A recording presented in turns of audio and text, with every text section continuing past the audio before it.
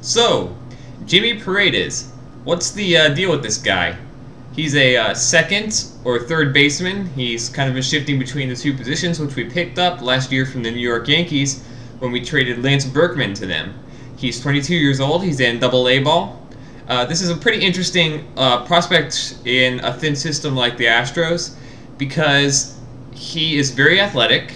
He has the potential to have above average power down the road. He's fast. He can steal bases for you.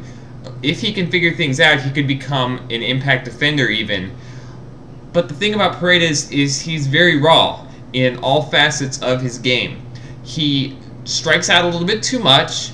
He almost never draws walks. So you can tell just from his statistics that his plate discipline is lacking. For just looking at his statistics, I have them up right here. For every time that he walks, he strikes out over 4 times. Currently in AA ball, he's batting .279 with a .312 on base percentage and a .442 slugging percentage, and that's decent. That's about league average, and he plays a fairly valuable defensive position in either second or third base. Both of those are a little bit more valuable than say like corner outfield or first base.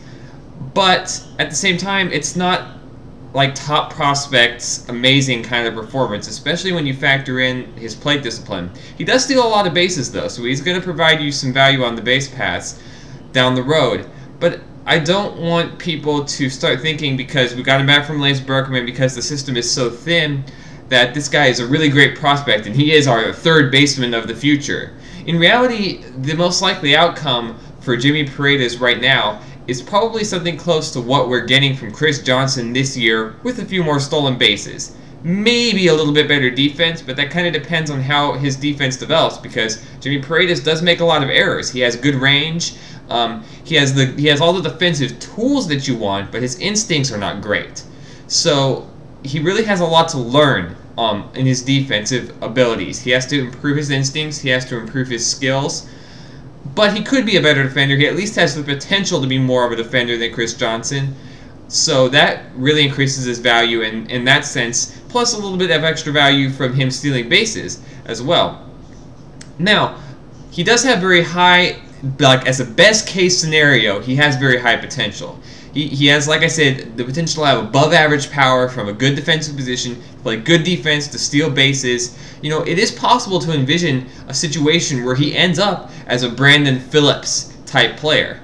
It's possible to envision that, but that does not make it likely. Remember, we're talking about a kid who has a lot to learn, and he is 22 years old. He's not very young for his level. That's about the age you would expect a kid to be at AA ball.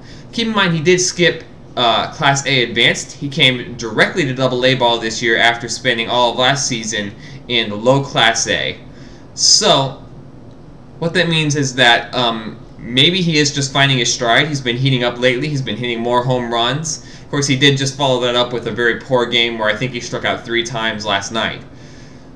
But at the same time, you can envision a best-case scenario where he suddenly puts things together. He figures it out. Maybe he cuts down on the strikeouts. He walks a little bit more. His eye at the plate improves. His power numbers continue to increase. His defensive skills improve. Hey, you got Brandon Phillips on your hands.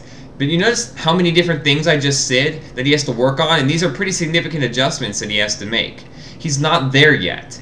And he doesn't have that much time left to get there. In a couple of years, he'll be off the prospect radar because he'll be 24, almost 25 years old, and he just won't be considered a prospect anymore. So he doesn't have much time to break out and to figure everything out. And there's a lot of things that he has to do in that time, a lot of things that he has to improve. That's not to say I don't like Jimmy Paredes. I think he's the kind of great C+ prospect that I like us to have in our system because he has that upside. He has the chance to suddenly bust out and become a top guy. So I like him, but at the same time I want you to be thinking, you know, maybe there's a 5% chance that he becomes an everyday regular. Maybe there's only a 2% chance that he becomes Brandon Phillips. So if you had 50 Jimmy Paredes, maybe only one of them would become a Brandon Phillips type player. So right now, he looks like he's going to top out as a major league utility infielder to me, as the most likely scenario for him. But he could break out. So he's a guy to keep an eye on, to watch. He looks like he probably has a major league future of some kind, probably as a bench player, but with the potential to bust out and become something much more. So keep an eye on him, but don't get yourself too built up and get your expectations too high, because you'll be setting yourself up for disappointment, because he just isn't a top prospect like that. We will talk about a top prospect tomorrow in the little man, Jose Altuve, who I believe is a top 50 prospect in all of baseball, and he's the real deal, and he could be Dustin Pedroia. He has that potential. So I will talk to you all later, and I hope you enjoyed today's show.